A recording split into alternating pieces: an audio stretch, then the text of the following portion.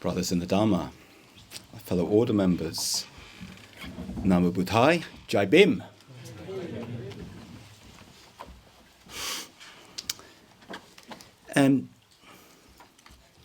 About a little over 20 years ago, I was living at Madhyamaloka and I organised a meeting of scholars and academics for some reason.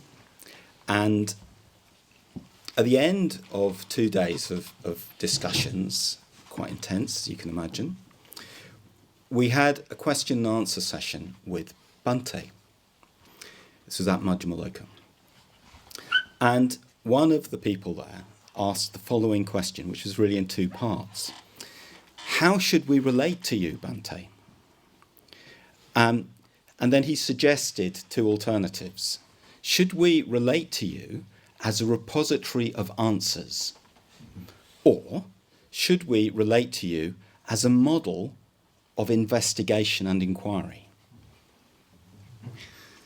Now, that's an academic's question, an academic being having a responsibility to, as it were, think things through for themselves rather than taking someone else's responses, and to look at evidence and that sort of thing.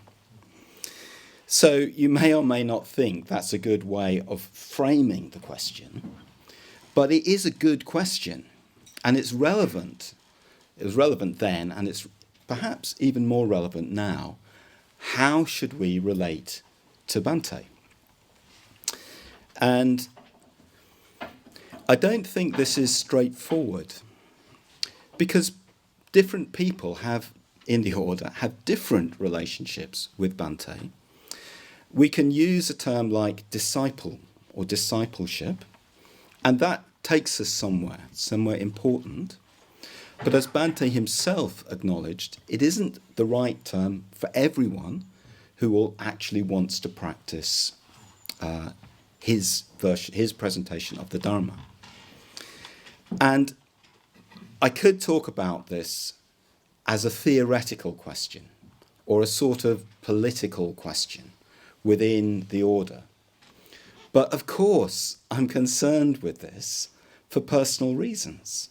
We all are, whether we feel ourselves to be very strongly in the role of disciple or more strongly in the role of, let's say, skeptic or the true individual as opposed to the conformist, or however we might want to frame that question.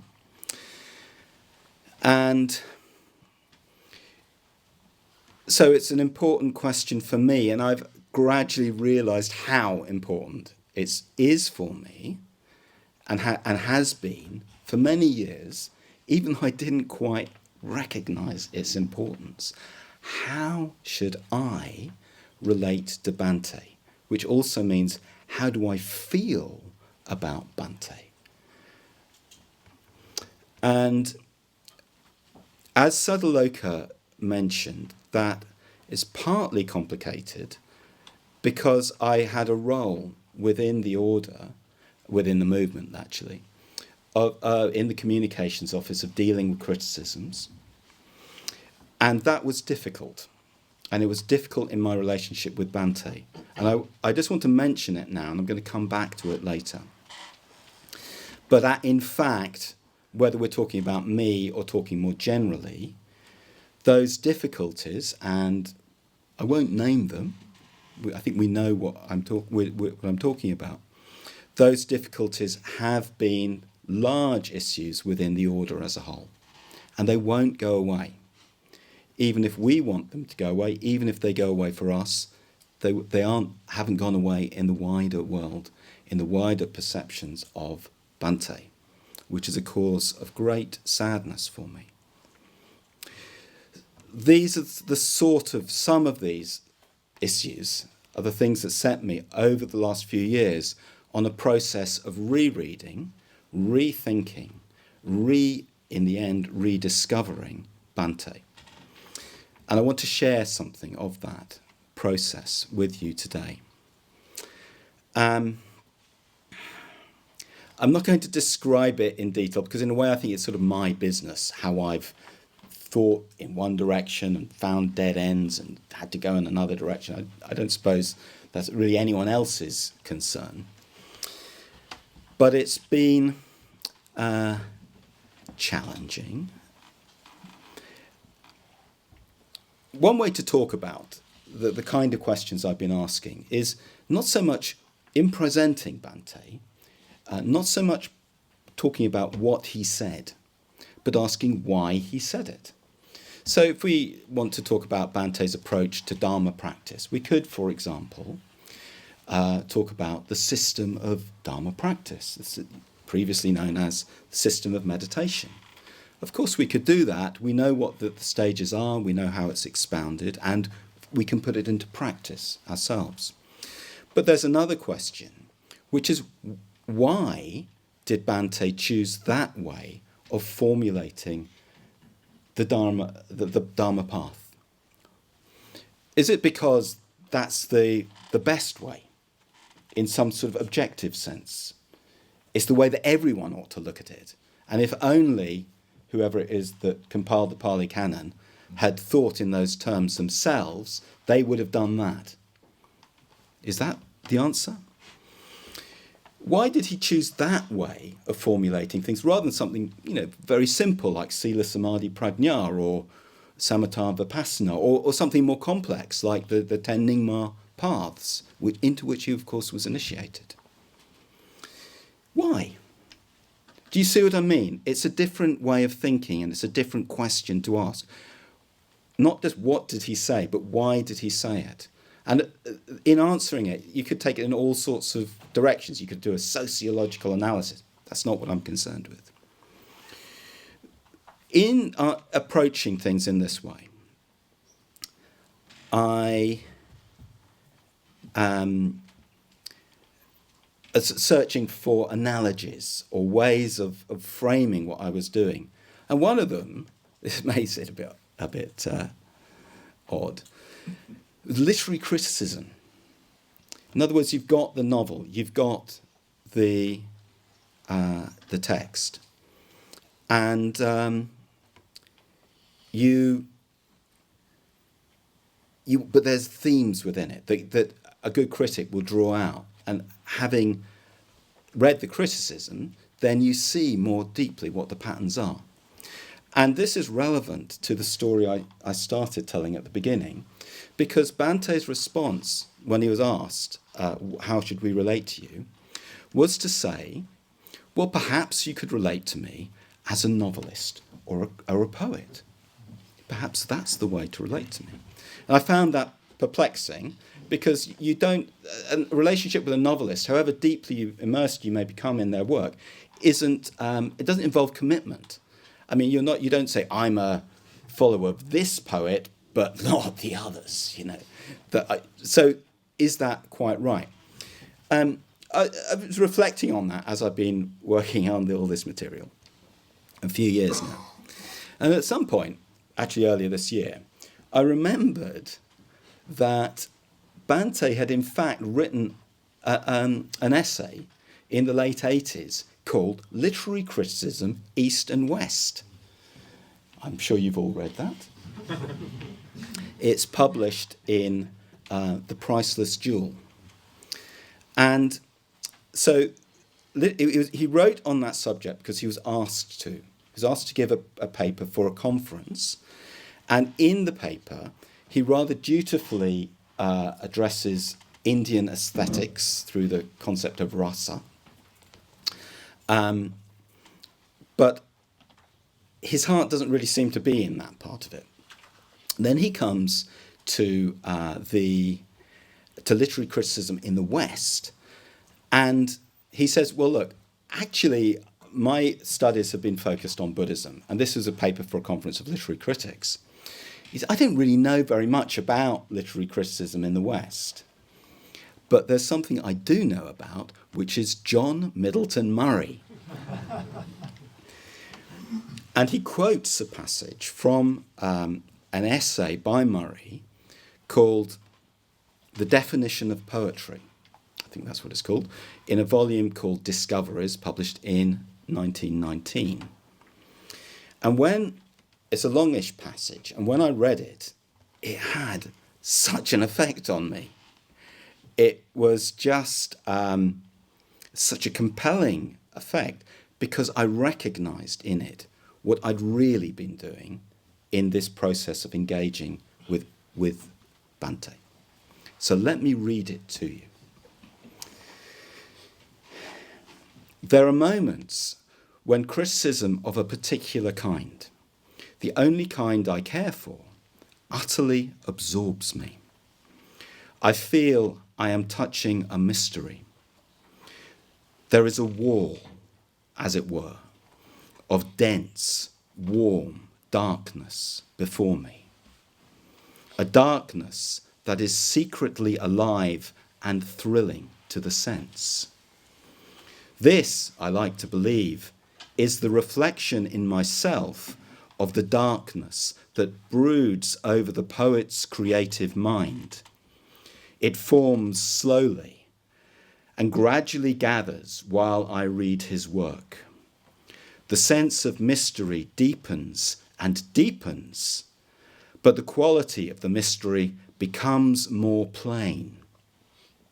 There is a moment when, as though unconsciously and out of my control, the deeper rhythm of the poet's work, the rise and fall of the great moods that determined what he was and what he wrote, enter into me also.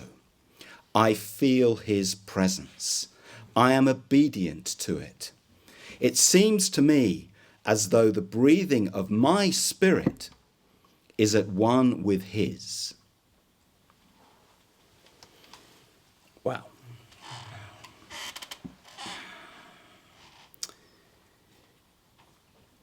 For one thing, I found that approach very evocative of how Bhante himself approaches Buddhist texts, and perhaps you could even say approaches the Buddhist tradition. What's he doing when he reads the Lotus Sutra or the Sutra of Golden Light? He's not expounding it in traditional terms. He's not analysing it. Nagapriya in his, where is he?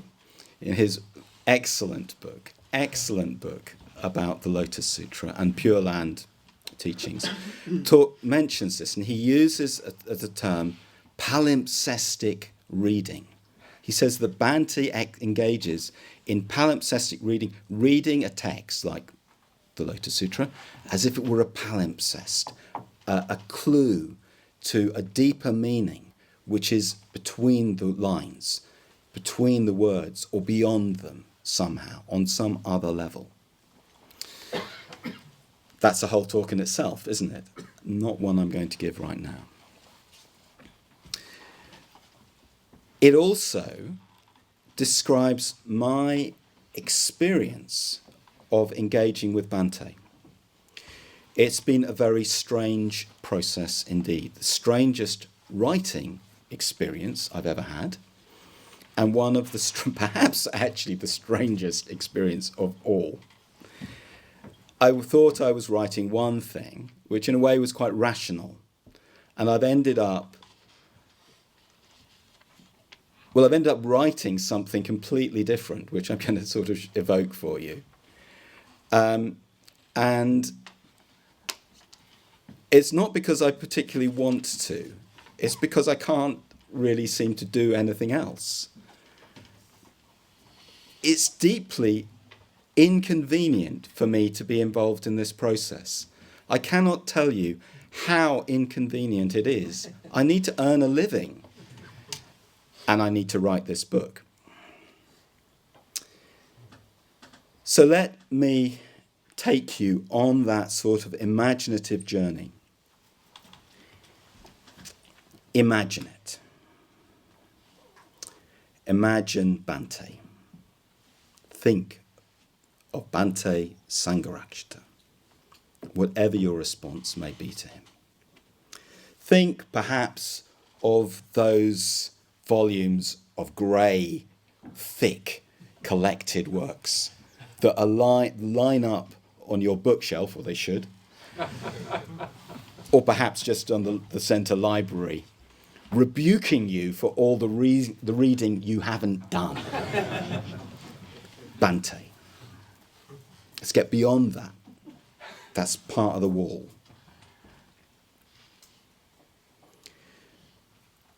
To our connection. Perhaps the connection at our ordination.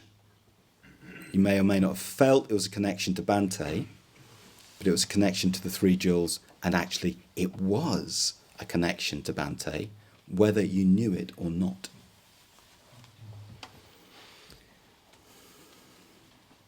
Imagine it. Imagine the wall of dense, warm darkness. A darkness that is secretly alive and thrilling to the sense. Feel it.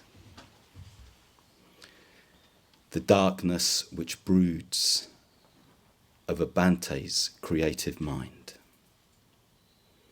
The sense of mystery. And the moment when a deeper rhythm appears. Boom, boom, boom, boom, boom, boom, boom, boom, boom, boom, boom. And we arrive, if you follow me, in a room. It's an average-sized room. It's light. In fact, there's a wall of windows down one side. Beyond the wall is a veranda. And beyond that veranda is a deep valley sloping down to a jade green river. On the other side of the valley is a great range of Himalayan foothills. Beyond them, a range of snow-capped mountains. And because this is autumn, the sky is clear and Mount Kanchenjunga appears silhouetted against it, shining and brilliant. Inside the room are two men. Sangharakshita, aged 37, at the prime of one phase of his life, and Kachu Rimpoche. It's the 21st and will stay here till the 22nd of October, 1962. Outside the room, in the world beyond Kalimpong, the world is not at peace. This is day 2 of the Chinese invasion of India that we call the Sino-Indian War.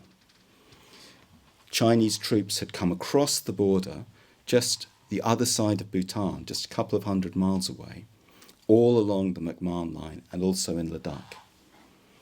It's day 6 on the 21st and day 7 on the 22nd of October 1962 of the 13 days of the Cuban Missile Crisis. On the second of these days, President John F. Kennedy goes on television, on all of the American networks, and declares that there will be a blockade of Russian ships sailing towards Cuba. And the world holds its breath, fearing a nuclear war. Bhantes may not know about any of this. Something else is happening in this room. This is the Padmasambhava Abisheka. The room itself, maybe we can just dwell on that. We have a couple of descriptions. A gangly 29-year-old English Shramanera is staying at the Vihara. He will later be known as Bhikkhu Kantipalo. And in his memoir, Noble Friendship, he describes the shrine room in this way. When we closed the door to the veranda, few sounds could be heard. Maybe muted bird song, if it was light enough, or sounds of foot soldiers to the nearest village. But within the room, there was an indescribable natural silence. And though it was an ordinary enough small room, within it was a presence, a sort of shiningness, hard to put into words. Bhante himself wrote a report about the Vihara the following year, 1963, and he described the shrine room in these terms. As the sun sets behind the blue Darjeeling hills, its last rays slanting down across the valley and in at the shrine door, set ablaze the silver and brass altar utensils, and softly light up the smiling gilded face of the standing Buddha image occupying the place of honour on the topmost tier. We're in the shrine room, and over these 2 days, Kachu Rimpoche, Bhante's friend, but now in the role of Vajraguru, conducts the Padmasambhava Abisheka and then gives Bhante, inducts him into the Mula Yogas. And something happens. Something happens. And if we raise our gaze above the shrine to the ceiling, which both is and isn't there, we see what's happened. It's Padmasambhava in my imagination. It's Padmasambhava blazing with light, with Vajra power. And Bhante's connected with him through Kachu Rimpoche. And behind Kachu Rinpoche is his teacher, Jamyang Khyentse Rinpoche. And this is a space outside of time. And perhaps it's the space of my own private ordination. Perhaps it's a space that Subhuti described in a talk this summer of his private ordination, which he said was outside time and was continuing as if it never ended. Perhaps it's your ordination space. So something happens and it changes Bhante. It changes Bhante in ways that we perhaps underestimate. Whether this change can be entirely identified with this particular initiation, I don't know. That's the story I'm telling today, and no doubt other stories could be told. But what is that change? At this point in Bhante's life, he's a highly respected bhikkhu. Even though he's got a very, what should we say, unconventional, non-denominational approach to the Dharma, he's very respected. Kachu Rinpoche doesn't mind that he's wearing Theravadan monks rather than having been ordained into a Nyingma order. He doesn't mind about that. No one minds about that, from what I can tell. He edits magazines, he speaks around India, he's beloved by the followers of Dr. Ambedkar. He's respected in England, so much so that when they fall out, the English Buddhists, they think that he will be the solution. In fact, he became their biggest problem. And all of that, the somewhat scholarly books that he's writing at the moment, he's intending to write a series of 5 volumes called The Heritage of Buddhism, of which 3 Jewels is the first and the Eternal Legacy is the second, and he's going to be a scholar monk. That's what he's got in his mind. Yes, he'll be very active around India. Something happens. What? So there are 3 headings. I'm just going to give you the headings, and then I want to continue this journey to describe what they mean. So I suggest that what Padmasambhava meant for Bhante was, firstly, something to do with contacting the depths, the irrational depths, which raises the question, what lay in Sangharakshita's irrational depths? Secondly, it's connected with the way he speaks about vision and transformation. Padmasambhava, to summarise, initiates the path of transformation, in one sense. And thirdly, it's associated with what he talks about again and again as a stream of spiritual energy. Padmasambhava represents that stream of energy, and let's see how that manifests in his life. So, it's 1972. We're in Pundarika. We're in a renovated piano factory in the room above, in the upstairs room, in a semi-derelict area of London, surrounded by squats. The squats are full of disreputable, hairy no-goods, and Buddhists. Bhante stands to give a talk, proud at this new movement he's founded. Even though the previous year, Buddhadasa had come across this new movement and found that the order of which Bhante spoke so highly really only included maybe 3 or 4 active members. But something is happening, and it's attracting these young people, despite Bhante's greasy hair and bad teeth and weird diction. He's wearing robes, but over civilian clothes. He's sexually active. He's been cast out by the Buddhist establishment. Actually, that's rhetoric, isn't it? They just don't like him. They don't want him around. They think he's trouble. He is trouble. If in talk after talk that Bhante gives in the whole period from his return to England, from 1964, there's a certain theme, and I'm going to give a few plugs to books. I've already done Nagapriya's. Excellent book, Nagapriya. Buy that book. But one of the recent volumes of collected works includes Bhante's uncollected complete works, includes Bhante's uncollected essays, lectures from this period. And reading it through, what you find is, again and again, the theme is, you must contact the depths.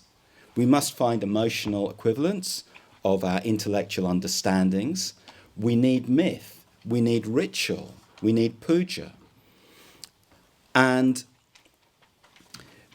it's easy to listen to those talks or read them and to assume that Bhante's talking to these rather alienated people at the Hampstead Buddhist Vihara, or perhaps the young hippies who are hungry for magic. And no doubt that's true. But there's something else as well, which I've learned, this isn't perhaps another bit of palimpsestic reading, that when Bhante speaks about the need to contact the depths, he's doing it because that's what's alive for him. He's talking to other people, and maybe he's talking to us, but he's talking about himself. He's talking about what's alive for him. He is in a process of contacting his depths, and when he describes the Buddha confronting Mara, or being wrapped by the coils of Muchalinda, or Nagarjuna being given the perfect wisdom texts by the Nagas, he's speaking about a process in which he is involved. When in this talk that he's giving as he stands here in Pundarika, he says, it's not enough to appeal just to the rational mind. One must appeal also to the unconscious depths. It's not enough just to read books on Buddhism, to listen to lectures. One must also meditate. One must plumb the depths within oneself. One must chant, perform pujas, engage in symbolical ritual. It's not enough just to think, even to think about Buddhism. One must feel. One must respond with one's whole being. So that's Bhante's, that's a quote from the talk, and it's a talk about Padmasambhava. It's one of 2 talks that he gave after his return to the West. But it's a message he's been giving again and again, and it raises the question, if Bhante felt the need to contact the depths, if that was what was alive in his spiritual life, and if that had started, let's say, with the Padmasambhava Abisheka, what was in those depths? Well, let's go back to a poem from the early 50s, a poem, and of course Bhante said that his poems were his secret autobiography. So if we want to trace the deeper rhythms of Bhante's life, the poems are important. It's called Goldfish. It goes like this. The first two stanzas go like this. In the dim green stillness of the pool, there is a redness as of gold. He's looking at a pool and he's seeing goldfish in it. Flashing among the dark brown weeds, glimmer on glimmer, bright but cold, of the black-finned goldfish, beautiful, that breathe down there where the lotus breeds. Deep in the ocean of my soul flickers an anguish, red as fire, twining among my oozy thoughts, glimmer on glimmer of hot desire, leaping and sparkling beyond control in the darkness where the heart contorts. Oh. I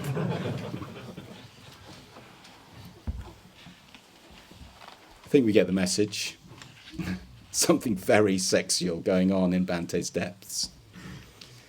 So is it a surprise that having this stream of powerful Vajra-like spiritual energy pouring through him from the Padmasambhava Abisheka and continuing to pour through him as he returned to England, that everything changed, that what was in the depths had to come out, and that he became sexually active with whoever was around, and it would be with men. The goldfish are hiding because otherwise they'll be caught. A homosexual in that period had to hide, and this is what the rest of the poem actually says, because otherwise the world would turn on them. Let's jump ahead.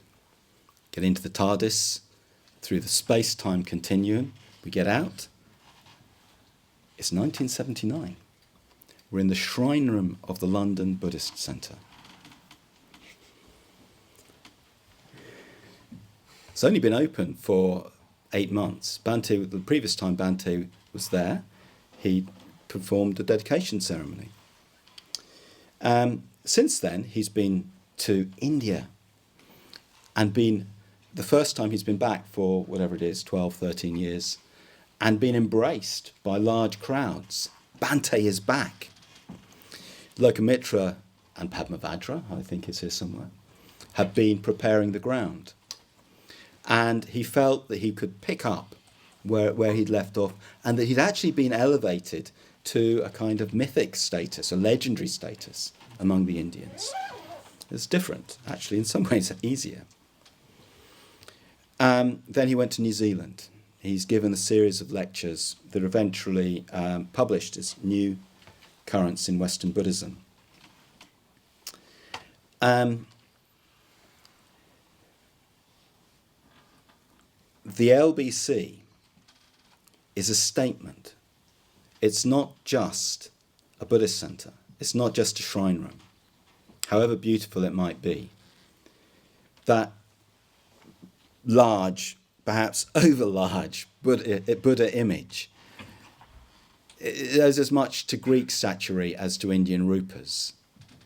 The whole place feels modern. It feels vibrant. And it's saying something to anyone who walks into it. And what it's saying is, this isn't Buddhism imported from Asia, imported into the West. This isn't Westerners engaging in a little bit of Buddhism. This is Western Buddhism. It's arrived, it's here, and it has a message for the world. And this Western Buddhism is manifesting as a new society, and 40 people are living in communities, working together. This is a new society. This is something the world has never seen before. And I, Sangharakshita, am at the heart of it.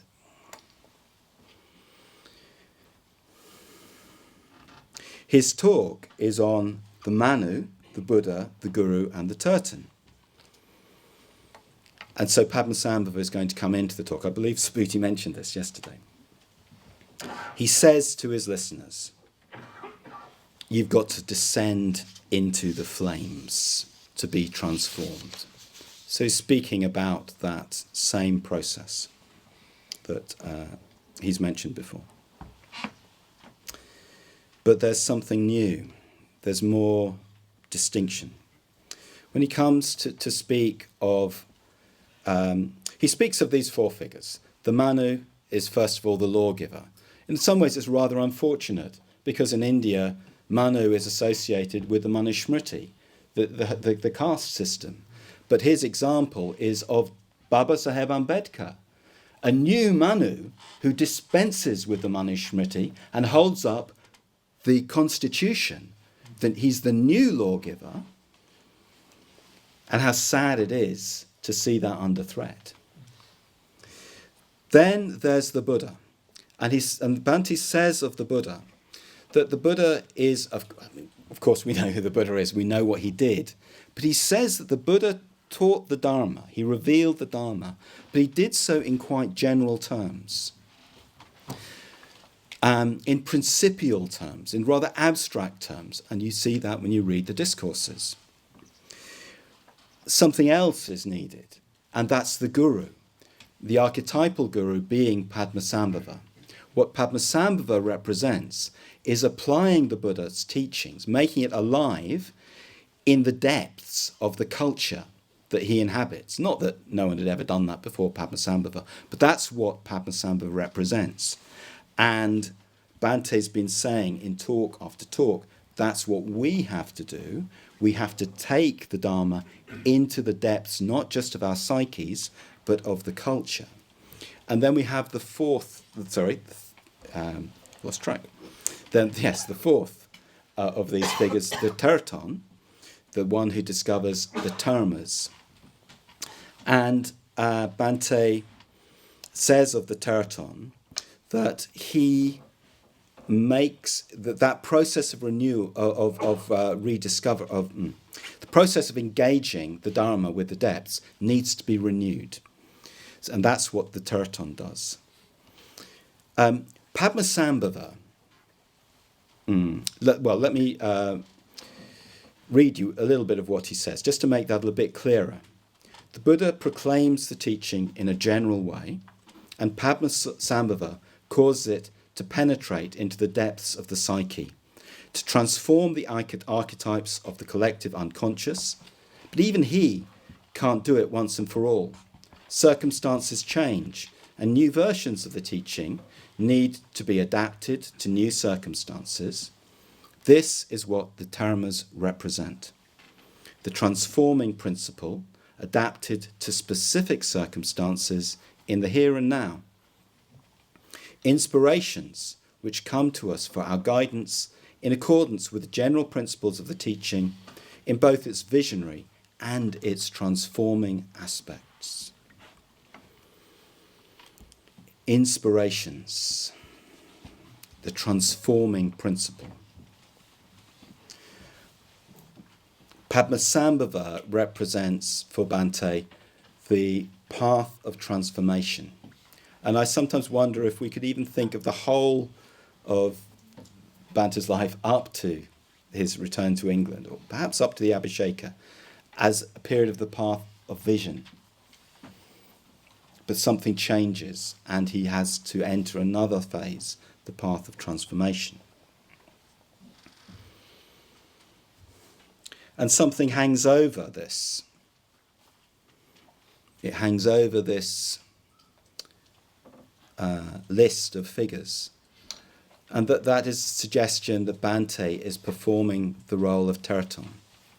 He's not Padmasambhava, perhaps, but he's renewing what Padmasambhava did in this circumstance, in these situations. And if we want an image for that, perhaps we need to move ahead a couple of years to his engagement with Saint Jerome.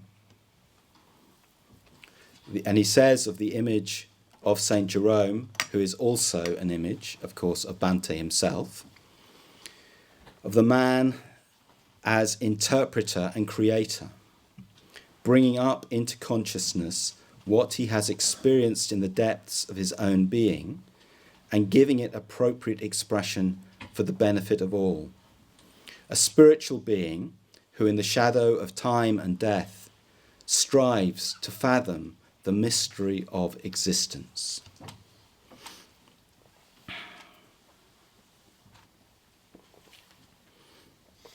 Someone who later became chair of the LBC said Bhante had taken him aside around this period and said, "It's not just a matter of nice jobs for nice people." He speaks of the FWBO as a stream of spiritual energy. He speaks of Padmasambhava as a stream of spiritual energy. And he says, if you touch that stream, like touching an electric current, you might get a shock.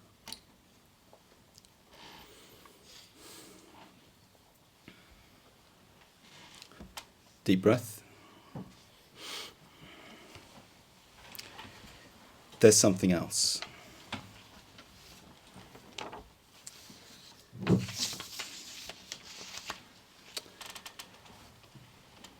As Sadhaloka said, I was 14 years old when I first encountered the FWBO at Aryatara, in fact, not at Croydon.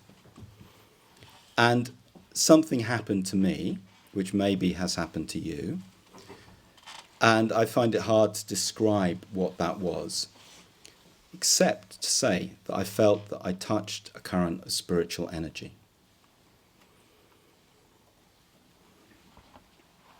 And it changed my life in ways you sort of take these things for granted, but I now start to see how significant it was.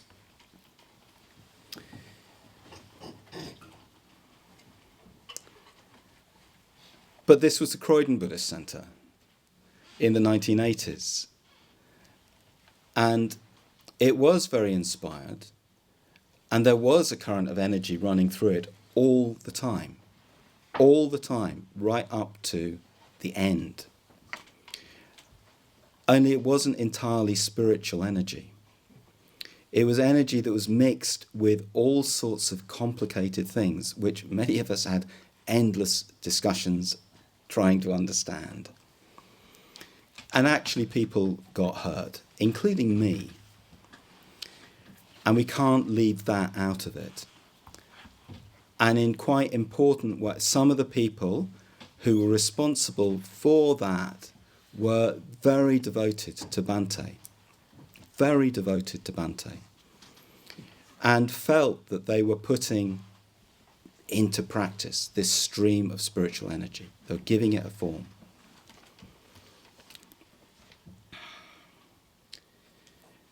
And there are other voices. In this story that I've given, this account of Bhante's life and career that I've given, I've tried to do justice to a compelling voice, to a really important dimension, the sense in which Bhante was in touch with a greater transcendental force, and the sense in which I can be in touch with that through him. But that's not the only voice. There were other voices of these people who touched the current of spiritual energy and got a shock, as Bhante warned, and still had that, and have their stories to tell about that, and insist on telling those stories, I started by, and actually those stories have drowned out Bante's own voice in the wider world, beyond the charmed circle of our order and movement. Bante can't get a hearing because of those voices.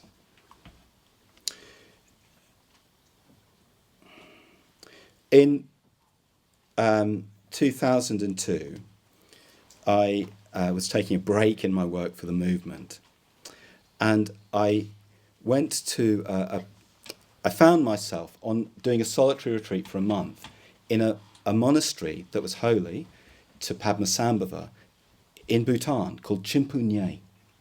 It's one of 3 monasteries where Padmasambhava is said to have stayed in his after he left Tibet. He stayed in 3 places in Bhutan. And the monastery perches beside a stream that plunges into a deep gorge. You can go down into that gorge, and all around the edge of the gorge is a path. There are little kind of, even calling them kutas is too much, little sort of brick alcoves where people would do retreats. There's a great waterfall pouring down, and the whole gorge, the whole valley echoed, resonated with falling water. Constantly, for 4 weeks. And in these walls, which were limestone, the rock was limestone, were deep crevasses. And the place was associated with dharmas. And I placed my hand in one of the crevasses and grabbed nothing, empty air. But you could imagine that one day you would go back and you would feel parchment.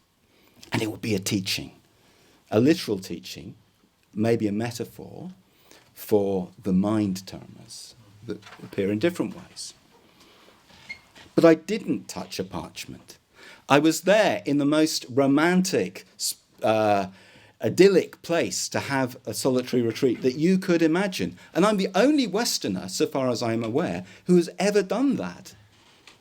At least I was at the time. Let me be famous for doing that. But no, I felt like I was a tourist. I felt a fraud. It was a nice place to be a tourist, but when I meditated, there was a block. And I found myself in remote Bhutan in the Middle Ages, but thinking about what I was going to be doing when I left, which was to go back to Majjhima to start working for the movement again, which I didn't want to do, but couldn't somehow get out of. And the reason, underneath it all, why I didn't want to work for the movement and eventually stopped, was that I'd been that person in the communications office 25 years ago, to the day almost, when the phone rang and it was Madeleine Bunting on the other end, and a whole new phase of the perceptions of the movement started. But that wasn't the problem. The problem was that we couldn't be open and honest and fully truthful about the issues that were being touched on. We could talk about Croydon, blame those people, that was easy. We could talk about, deconstruct whether the suggestions that Triratna wasn't a legitimate Buddhist movement, but we couldn't talk about Bante. There were all sorts of reasons for that, and actually they were quite legitimate reasons. I won't go into them all now, but I will mention that underneath a lot of those reasons was the fact that we were there as spokespeople for Bante. So how could we speak up in a way that was critical of Bante if Bante wasn't doing it himself? We couldn't. We were stuck. And I didn't like it. On a deep level, I felt compromised. I was criticised for what I had to do. I did my best, and I've continued to do my best. I will always stand up for Bante. This process was only resolved for me a couple of years ago. I won't go through all the ins and outs, but the process really focused on the Adhisthana Kula report. As you know, that was a report that went into all of the details of Bhante and his experience and his history. And I was involved, I wasn't a part of the Adhisthana Kula, but I was involved in the process of writing up their findings. And that report has a section on our relation to Bhante, back to the question they started with. And it says this: taken together, these points show the complexity of Sangharakshita's place in Triratna, which is likely to remain in years to come.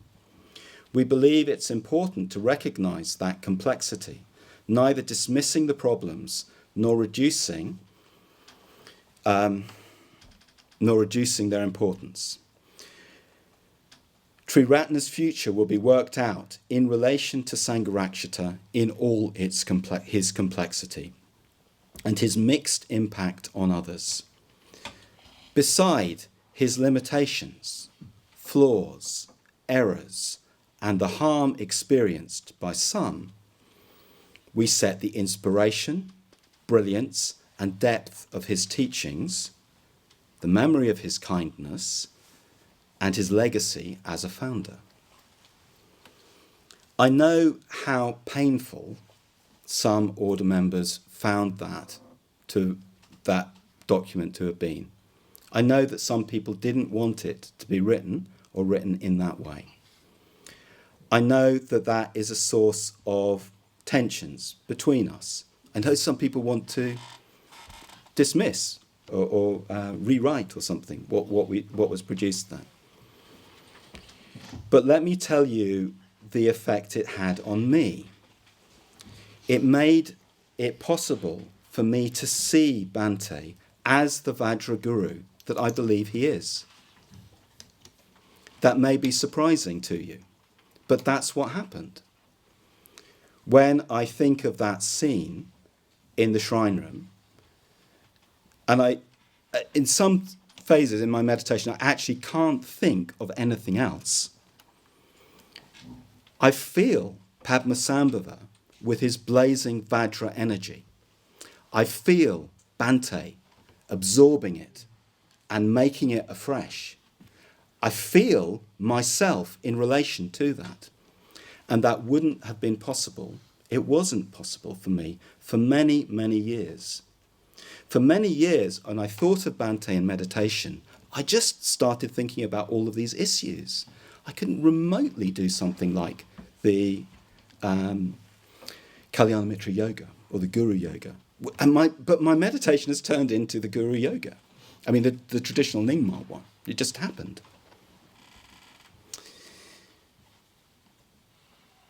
Isn't that strange? Isn't it all so strange? But that's the process through which I've been travelling, with which I'm sharing with you today, and which I'm trying to turn into a book, although who knows when I'll actually manage to do that. And it's a process that is evoked by John Middleton Murray. I'm going to finish with a final passage from the same essay. Then we know him indeed with a knowledge that time cannot diminish. We have lived with him, but with him impersonally, with what he was, not with what he appeared to be. All that we can do, if we are by nature foreordained to this particular form of wrestling with the ineffable, is to try to make partially explicit this knowledge that we have. To try, if we are critics, to show where the temporal garment is thinnest and sits closest to that which is belief beneath. To indicate the moments when the motion is most visible. To follow out in the very structure and detail of the work, the secret pattern, to which we hold the key. Thank you.